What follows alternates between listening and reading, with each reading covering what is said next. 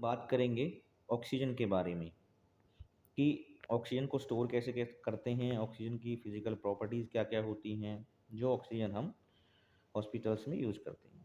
तो सबसे पहले है प्रिपरेशन कि ऑक्सीजन कैसे बनाई जाती है। फार्मास्यूटिकल्स कंपनी एक फ्रैक्शनल डिस्टिलेशन प्रोसेस कंप्लीट करती है जिसकी वजह से हमारी ऑक्सीजन बनती है।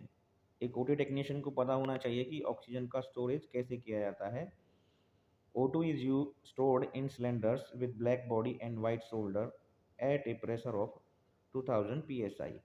जो हम ऑक्सीजन सिलेंडर में स्टोर करके रखते हैं वो सिलेंडर ब्लैक कलर का होता है और उसका जो ऊपर वाला हिस्सा बॉडी जो शोल्डर होता है वो वाइट कलर का होता है और उस सिलेंडर के अंदर ऑक्सीजन का प्रेशर 2000 psi होता है, पाउंड्स पर square inches.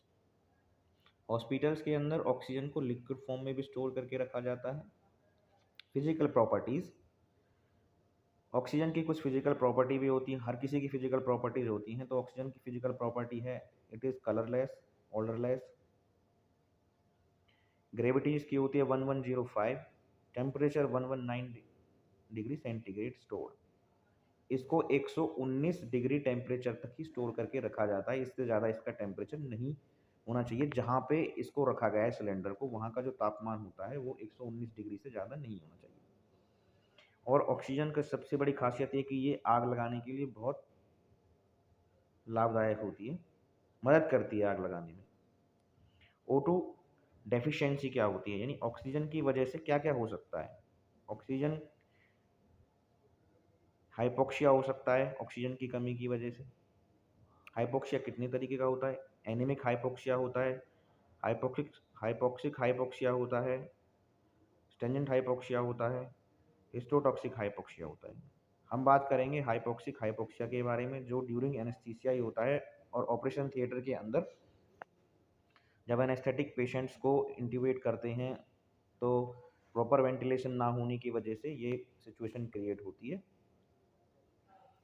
Failure of intubation and ventilation, यानी कि एनेस्थेटिक्स पेशेंट को इंट्यूबेट नहीं कर पाता है या अच्छी तरह से वेंटिलेट नहीं कर पाता है, तब हाइपोक्सिया की सिचुएशन क्रिएट होती है।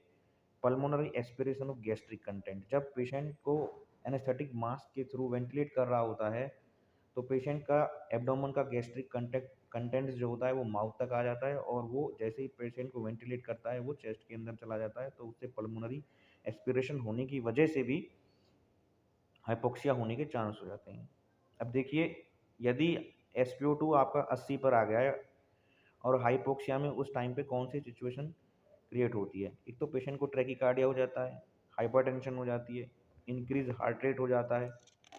ये सारी सिचुएशंस यदि SpO2 80 पर आ गया है तो ये आपको मॉनिटर में दिखाई देंगे।